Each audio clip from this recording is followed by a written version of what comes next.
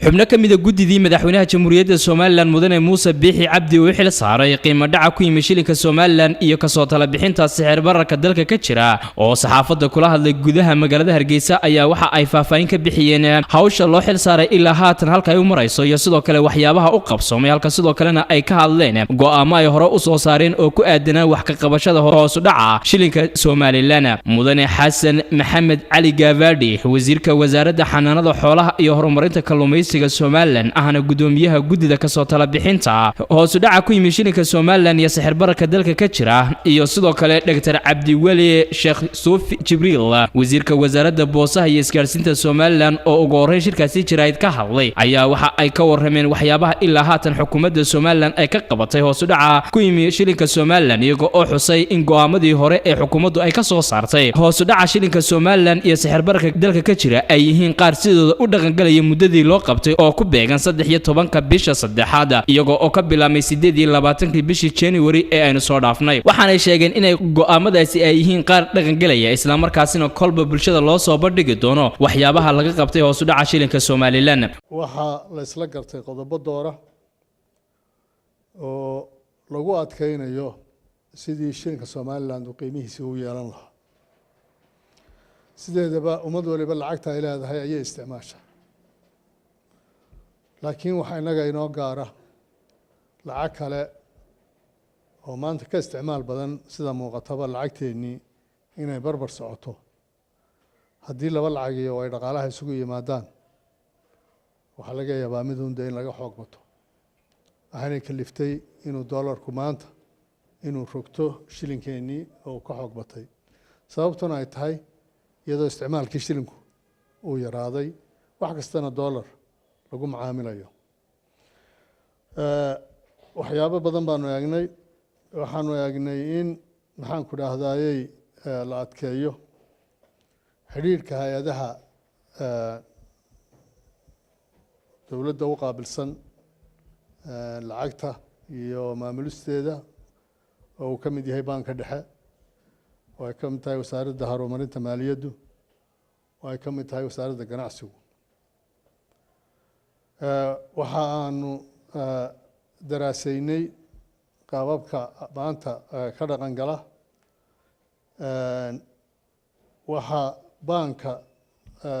iyo maaliyaddu dhexdooda taalla howlo badan oo ay u baahan tahay in ay maxaan ku dhahday wadadeeda ama wadadii ay lahayd ay qaadsiiyaan oo la isla eegay waxay ka mid tahay siyaasadda lacagtu iyo maxaan ku dhahdayey sidii bangiga iyo maaliyaddu nidaam lacageed oo ay ka midaysan yihiin loo raaci lahaa waxaa ka mid ah in cashuuraha waxyaabaha aan daruuriyaadka ahayn ama waxyeelaba u leh caafimaadka iyo dhaqaalahaba sidii dib loogu eegi lahaa loona maxaan ku dhahdayey korna loogu qaadi lahaa iyadoo la rabo in isticmaalkoodu uu xadidmo saddex qaybood bay markaa noqonaysaa go'aamadu si guud wax waa dhinaca dawladda oo hay'adaha dawladdu sida u maamulaan lacagta adag ayaanu dib habeyn lagu sameeyay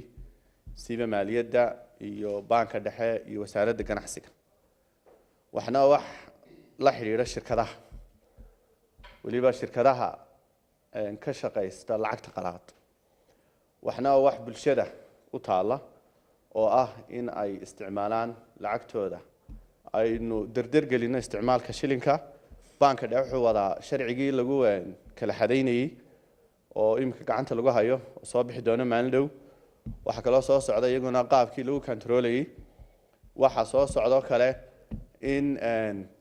maaragtay local sameexad markaas si guud taas way ujeedadu ma aha in la joojiyay mobile money ama lacagtii lagu isticmaalayay telefoonka ee waxaynu bedelan shilin wax saddex shay baa inoo yaala waa wax yaala dawladda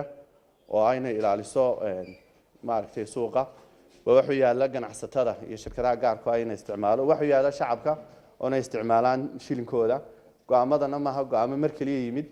waa go'aamo socon doona laga warhayn doono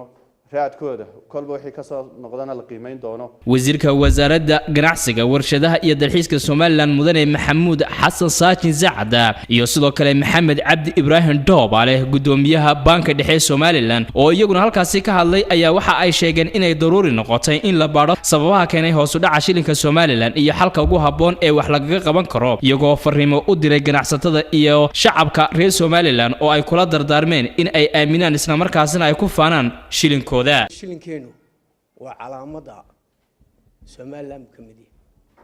muwaadiniintiisana wuxuu uga fadhiyaa inay ictiraafaan oo ay ku dhaqmaan oo ay ku shaqeeyaan oo ku faanaan laakiinse inay ka faanaan maaha oo ay shilinkoodii qiimo u sameyn waayaan ninka shilinkiisa qiimo u sameyn waaya ictiraafna raadin maayo taas sidaa darteed waxaan ognahay shilinkeenii in badan ay kula tartamayso lacag dollarization la yiraahdo oo kula tartamayo suuqa oo qof kastaaba dollar iyo bir uu raadinayo qof kastaaba uu shilinkii aanu eegayn waxba ku iibsanahayn waxba ku baayacahayn waxba iskaga baayacahayn dollarun inta badan maxaad ka siinaysaa dollar baan siinaya dollar ma hayso yani waxa weeye dollar inaguna ma lihin shilinkeeni marka waxa muwaadiniinta wuxuu uga fadhiyaa inuu shilinkii la qiimo geliyo shacabka Soomaaliland waa inay ogaadaan lacagtooda inay qiimahooga tahay haddii lacagtoodii ay qiimeyn waayaan waa astaantii calanka kale la mid tahay marka